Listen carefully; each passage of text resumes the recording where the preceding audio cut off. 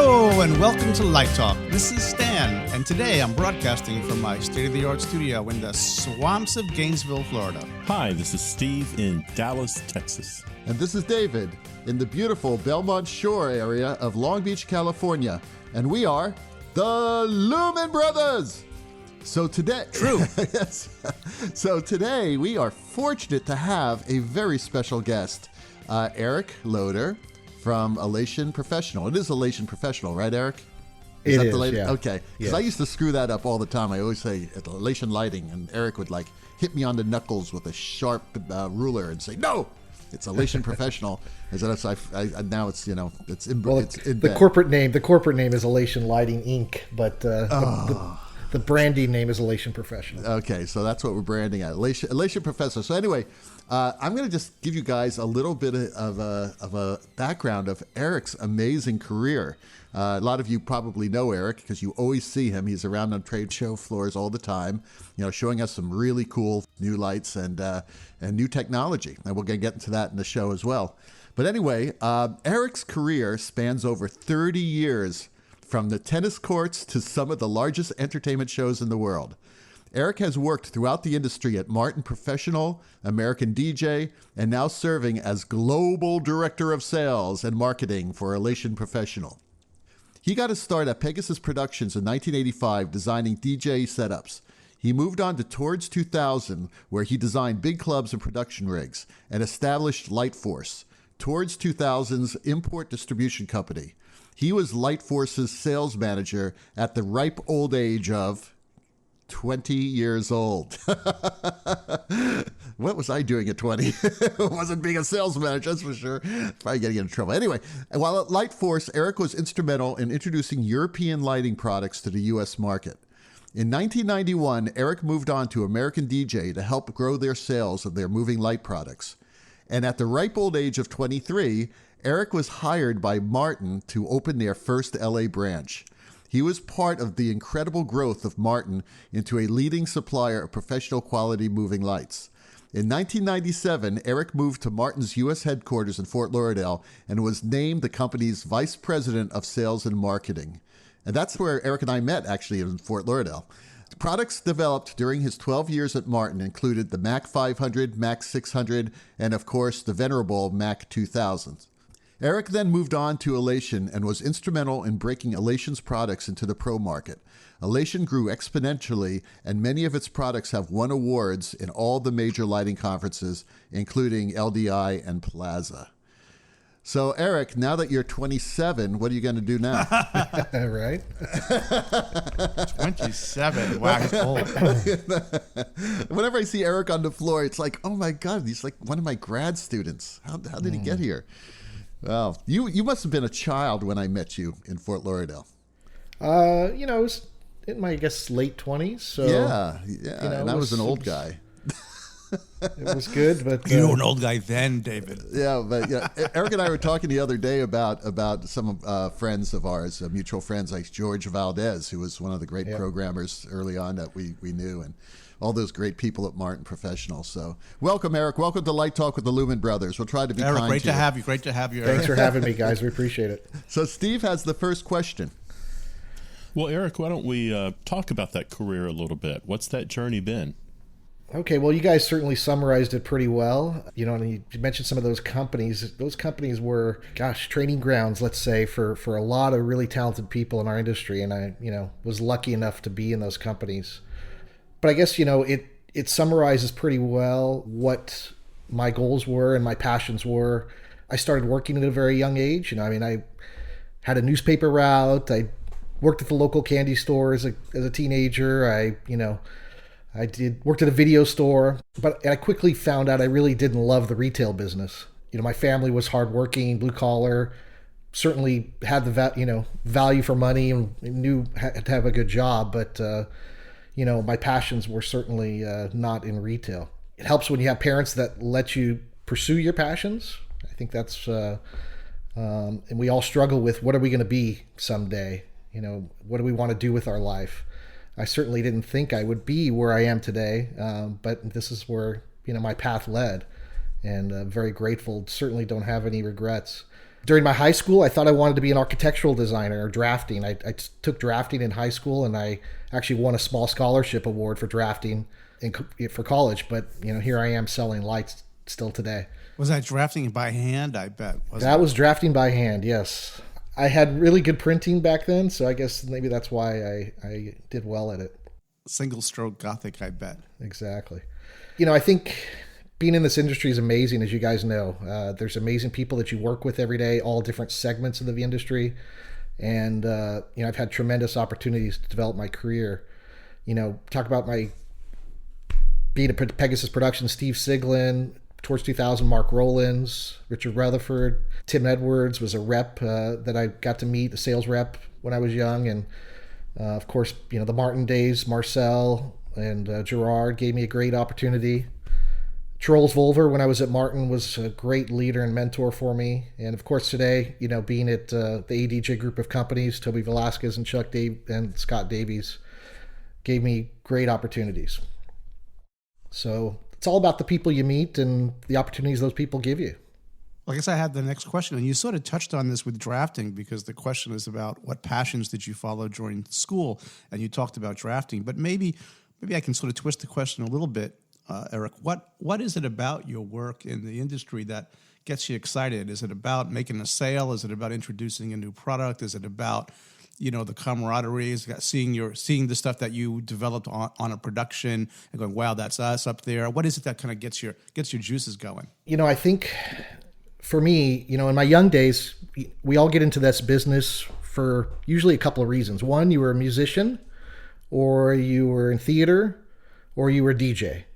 Right. So I think for me, I was a DJ when I was young. And what I loved about DJing is seeing the crowd react to the music, to the performance, and having the crowd, be impactful of that experience. What I love today is when I go to a concert, or I go to a nightclub, or I go to a theater show and I see our lights on stage, really nothing gives me more pleasure. And seeing how those products augment the performance, how the designers make those products look on stage. For me, it's that's what gives me the chills, makes my hair stand up, is seeing the products in action. Nice. Do you visualize, do you have fantasies about products that haven't been made, and what somebody might be able to do with them? Yeah, I mean that. It's funny because I'm a sales guy. I'm not really an R&D or an engineer, but I do get dreams sometimes where I'm at a club or I'm at a trade show and there's this new product we're launching and it's top secret, but somehow somebody put it on the booth and so I certainly when you have passion about your work, you certainly your mind wanders sometimes and you think of cool ideas and wake up in the middle of the night and make notes. So yeah. Eric, we always see you on the road, because we attend these conferences as well, and I've seen you at NAM. Oh yeah. I've seen you at LDI, USITT, all these. So you actually travel a lot. You travel internationally and nationally, and of course we look at your Facebook page, and your trails are going all over the globe. Could you give our younger listeners some advice on what it's like to travel a lot? Because we all travel in this business, but you probably travel more than the rest of us. Well, I certainly over the years, I've traveled a lot. If you ever guys get the chance to come to my office, you'll see a coat hanger with about 1,000 trade show lanyards on it of all the different trade shows I've been to. Oh, you save them. That's great. So yeah, just like some people save their show laminates, which I have some of those, but I save all my trade show badges. And by the way, a little free advice about the IRS. You also want to save all of your boarding passes. Because that is good. God forbid if that's the only way that they will believe that you've traveled somewhere. It's crazy. A friend of mine has made a collage out of them and has them up in his house. Well, I guess now with the electronic boarding passes, that's tougher. You just have to do screenshots, huh? That's right. Screenshots, yeah. That's pretty much. So yeah, I travel about 2 weeks a month. Sometimes it's 2-day trips. Sometimes it's 10-day trips. Just depends. And about 150,000 miles a year on planes. It is hard when you have a family and you travel a lot.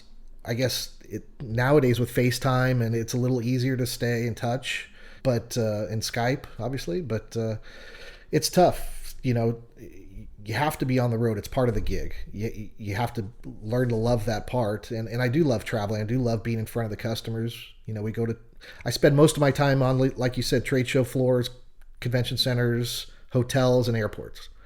But once in a while, you get to go out to a nice dinner. You get to enjoy some of the sites where you're traveling, and that's always very enjoyable. Can I roll back a second? You were involved in the Mac 2000. Can you tell us a little bit about what that product was what niche it was trying to fill? And it really was a big hit. And I remember seeing it at LDI, and we were amazed at the brightness. And maybe give us a little bit of the backstory on how the Mac 2000 came to be. Certainly that was the home run for Martin, right? That was what took Martin to the top of the market. Martin had some successes before that, but certainly some failures too, as most companies do have. At the end of the day, when you make these new products, it's all based on customer and market feedback. And lighting designers come to us and say, "Hey, I like you. This is my favorite light, but I wish it did this." Or I have this project and I need a light that can do this. And that's 99% of the time. That's how these new products come out to market. It's feedback from you guys in the field and who are using it. A new product comes to fruition for two reasons: either a new lamp technology or a new optical technology. So, without those developments, really, we can't make new products, much different. Or, there's incremental steps every year on product development, but leaps like that really come from when a new technology, core technology comes to bear, and then everybody starts to implement it in their products. That double-ended, short arc, high power 1200 watt lamp, fixtures like that with that kind of performance were much larger before that, and all those features inside of the Mac 2K really was that perfect package. Do you know if the lamp was, because you're talking about the core technology, Yeah. Did the lamp come out intended to be a lamp for the entertainment lighting business, or did it come out for some other purpose, and then you guys said, "Hey, we can use this"? That lamp was developed for entertainment lighting. A lot of the technology in discharge lamps came from the projector business, and then it's modified for entertainment lighting. Projector lamps usually are not very good at moving around. The projectors are put in one place, and they don't move. So when you start to move a lamp around, you have to cool it differently. You have to do a lot of different things to make sure it lasts. And I think that's what, that was an Osram lamp back then, and Osram was able to take that technology and make it, work well in any working position. Well, Eric, this is Steve again. Let's talk a little bit about where you think the industry's headed. I mean, you've been there for a while. You've seen a lot of innovations. What direction do you think we're going to go? I think as far as the direction, there's been this synergy the last, let's say, 10 years between video and lighting. Obviously with LED technology nowadays, LEDs have become, lighting products have become pixelated, controllable products, synchronized with video systems. There's a big part of the market right now that's in projection as well, and media servers and 3D mapping, and I think that's just gonna increase. I think as a lighting manufacturer, obviously we have to do our best to make products that will work in that world. And these products are visual, but they don't light anything, right? They may light a building, but I've seen some projections where they've done lighting, trying to light scenic pieces or actors, and it's cool, but it really, it's more for camera and more for visual. I think lighting products still have to do their job and illuminate something. LED has evolved and it's here to stay. Obviously, the quality of light that comes out of LED products nowadays is as good, if not better, than halogen, right? So I think discharge lamps are still, I think halogen's days are numbered. We all know that, but discharge lamps are still more efficient and improving as well to compete with LED. So I wouldn't say discharge lamps are dead yet, but they're certainly not as many as they were back in the Mac 2000 days, let's say. When I go to Light Fair, I can't even find one anymore. It's amazing. Yeah, the architectural world is 100% LED pretty much now. Yeah, they've really moved on. Yeah, pretty much. And I think, you talk about intelligent lights. We talk about RDM. We talk about wireless DMX. Bluetooth enabled fixtures, so you can have easy access to changing the fixtures functions or synchronizing fixtures. I think that's going to continue as well, the whole wireless world we live in. We were one of the first moving light manufacturers to put wireless in our moving heads 8 years ago with using WDMX's chip in our fixtures. And really, it was more of a solution thing that we did because, when you want to put a fixture 50 feet over there and you just want one, it's ideal for that kind of thing. But, obviously a lot of people didn't want to run their whole rig on a wireless control.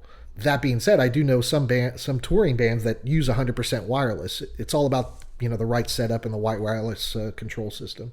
Are you looking down the road and seeing laser diodes coming on the scene at some point? So yeah, actually we launched a product last year. It's called the Artiste Dali that has a combo laser LED phosphor source. So you can have it as a normal LED fixture, then you could turn the laser on and you get like a beam effect. And what's great about that is, talk about hybrid fixtures, which are also very popular now, fixtures that can do more than one thing. Mm-hmm. That laser technology allows us to get a tight beam effect that you can't really get with LED today. And it allows us to combine it with a regular LED source to use them separately or together. It gives an extra boost to that LED engine. So it's pretty cool technology. We actually won a couple of awards already. I think the design community sees the benefit of that kind of technology, and that'll be coming out this summer. I'll need a demo of that light, I think. We can arrange that. I bet you can. We were also impressed with your profile fixture. That's really beautiful, the LED. Yeah, we have our new Artiste series. We have the Satura profile, and then we have our new Artiste series, which is our new Picasso, and we have the Da Vinci and the Dali. So, Eric, what advice do you have for lighting enthusiasts who might want to move away from design and get into the business side of things? How would they start down that path? Everybody has their individual path for sure, but maybe there's some general things that you could say. Well, I think, if you want to get into the business side of things in this industry, having a technical background is key. There's a lot of MBAs that have tried to get into the entertainment lighting industry and not been successful because if you can't talk the language with lighting designers and customers, you're going to have a real hard time. So getting a technical background, getting some hands-on with products before you move to the business side, I think is a huge advantage. You got to be passionate too about the industry. I don't think any of us are really here for the money. It's more about, making sure that the customers are satisfied, that of course we could all make a good living and be successful, but the opportunity in both the manufacturing side of the business where I work, the supply side, such as rental companies or system integrators, there's good business to be had in any of those segments of the market. And there's a lot of different positions. You can be project manager, you can be account rep, you can be production coordinator, you can be sales, you can be marketing, customer service. At the end of the day, though, if you have a good technical background, you know what DMX is, you know something about electricity, you know something about networking nowadays, you can be a great resource to your customers. And at the end of the day, you need to be able to work with people and collaborate to achieve the end goal, which is the vision of the show and making the show a success. The money we earn is secondary. It's the real values, the relationships we develop, and like David said, I've known him a long time, and that's the value we have. Right. Beautiful. You are listening to Light Talk with the Lumen Brothers, and this week, Light Talk is sponsored by... Are the voices of your parents constantly ringing in your ears? You are going to law school, right, Stanley? Yep. Or the family really needs a doctor, right, Stevie? Do you ever wonder what you could have been instead of a starving theater artist? Well, you still have a chance to save yourself with a BS degree in real-world artistry at the Never Too Late University. The Never Too Late University will take your useless theater training and combine it with real-world jobs.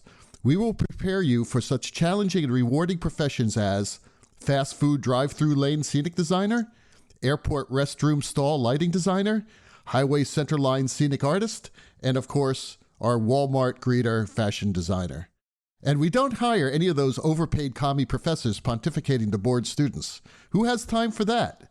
Never Too Late University engages highly skilled retired social engineers to teach our students the professions of tomorrow.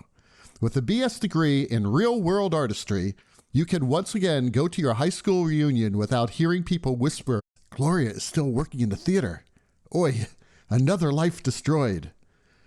Regain your self-respect with the Never Too Late University's BS degree in real-world artistry and make your parents proud. Not affiliated with Trump University. And now, back to Light Talk. So, Eric, why don't you spend a little bit of time and tell our listeners about some of the products you've been involved with? Okay, we already talked about the Martin stuff.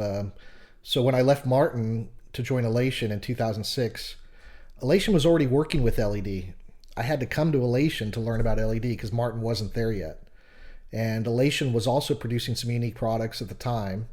But, LED is where I got really excited to see some of the products and solutions they were coming up with.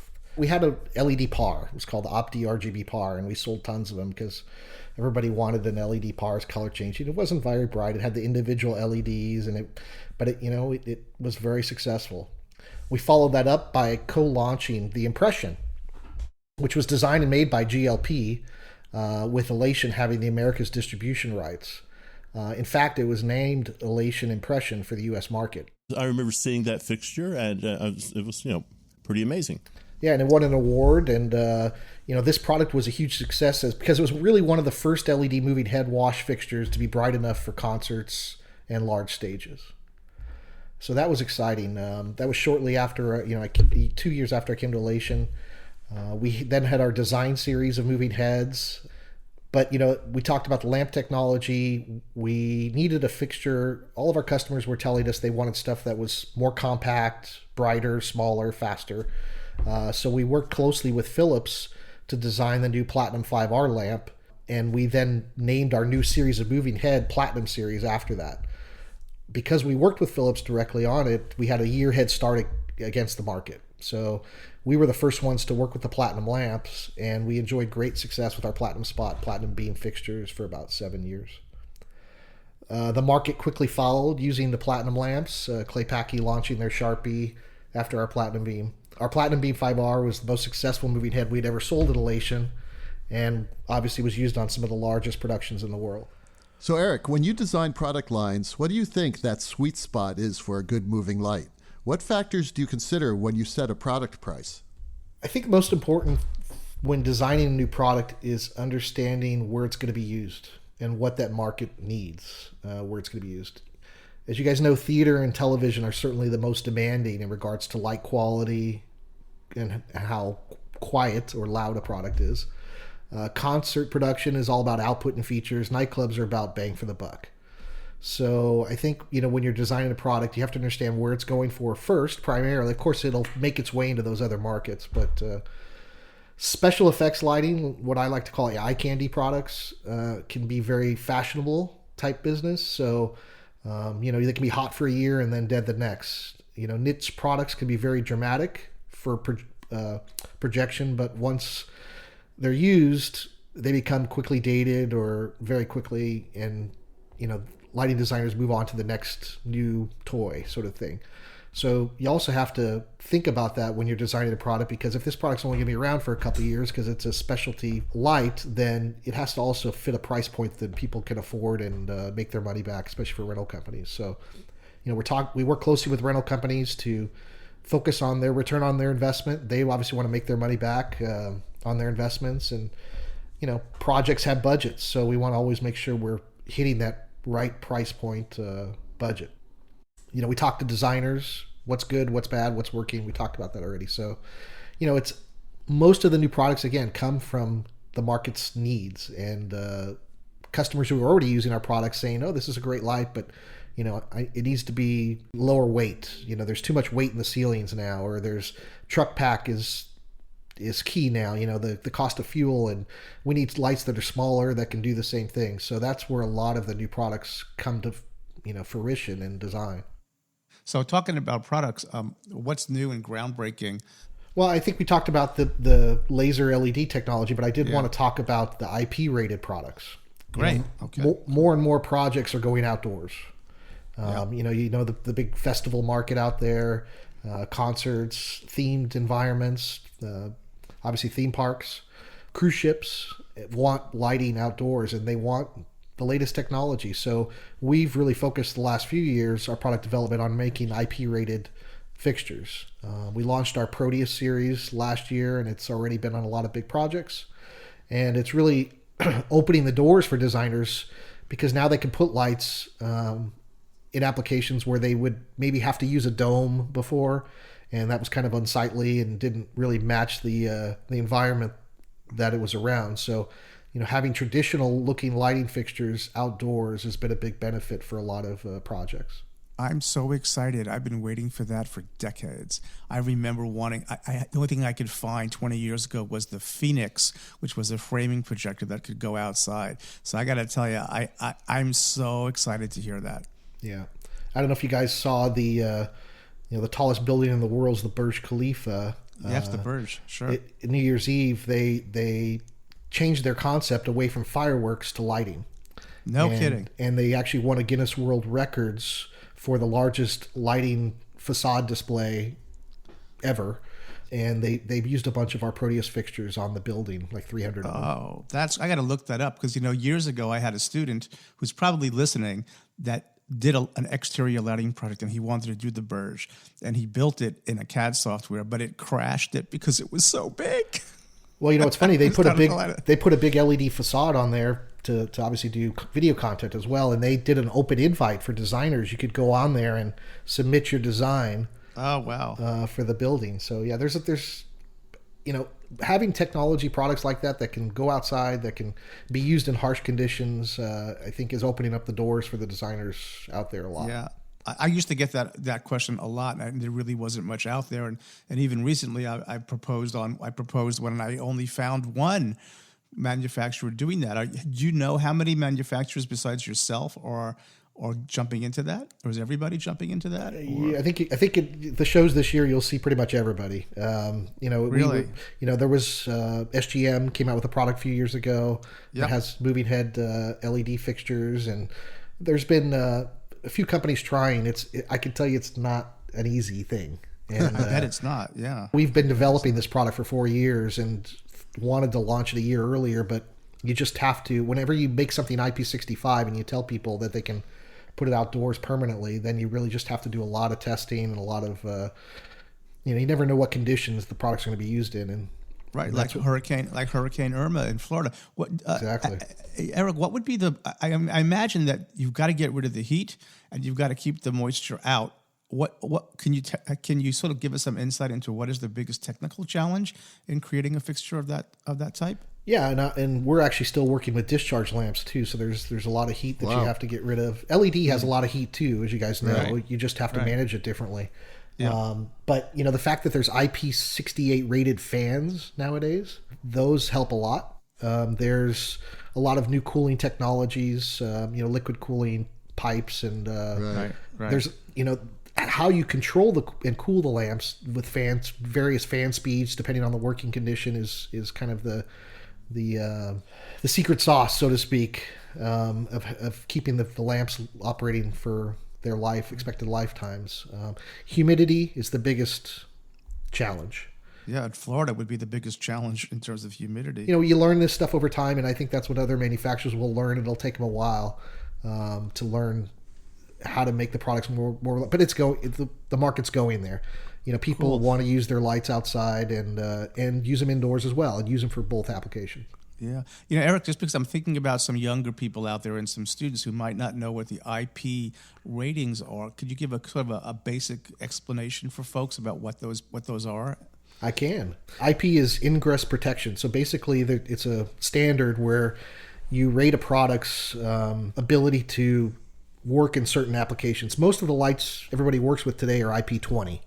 And basically that's stuff that's designed for indoor. The first number means one thing, the second number means another thing. So like you can have an IP65 fixture, which can be outdoors most of the time, and IP67 has temporary submersion. IP68 is submersible. So you can look it up online to see what all the different numbers mean. But basically, it's a rating and a standard when we send our fixtures for testing that they get approved for in the applications that they're designed to work in. And those would be done at like an independent testing laboratory who would then certify its abilities, correct? Yeah, I mean, during the R&D process, we have our own labs where we test stuff, but once we get a product finished, then we send it to the accredited lab and get it approved.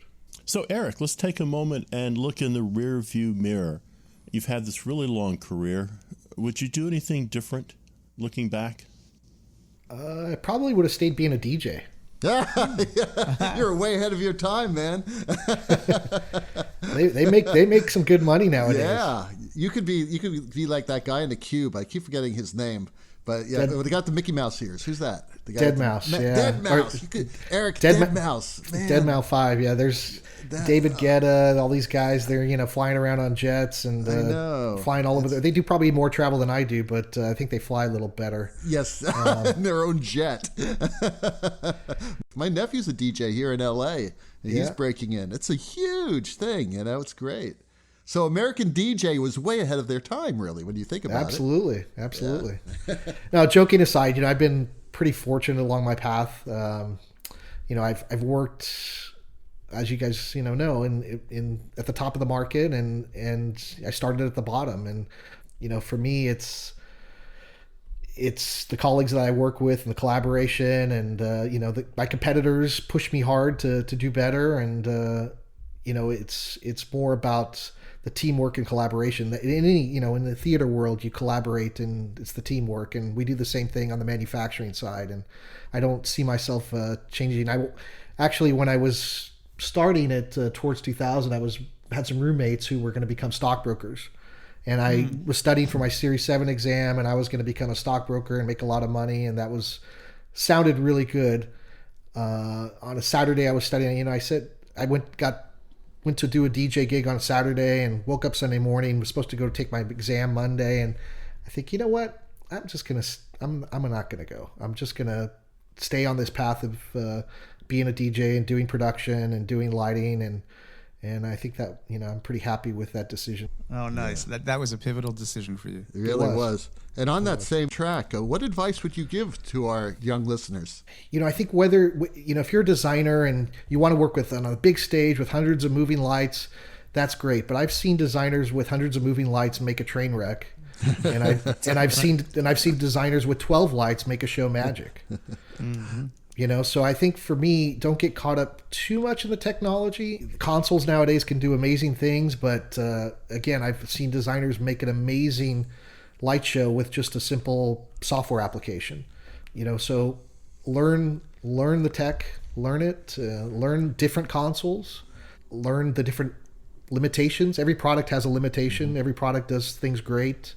Learn what they are and how to use them properly. And I guess the biggest thing too is, along the way I've done a lot of different things, but grab every opportunity and do it, and learn along the way and take what you can out of each opportunity. For me, as a person, I try to be respectful of the process, be patient, be consistent in the way I deal with people, and hopefully you guys see I have passion about, what I do. So for designers, you should emulate, but don't duplicate. You should take things from people, but don't copy. I think we've all worked hard to learn from others and do things better.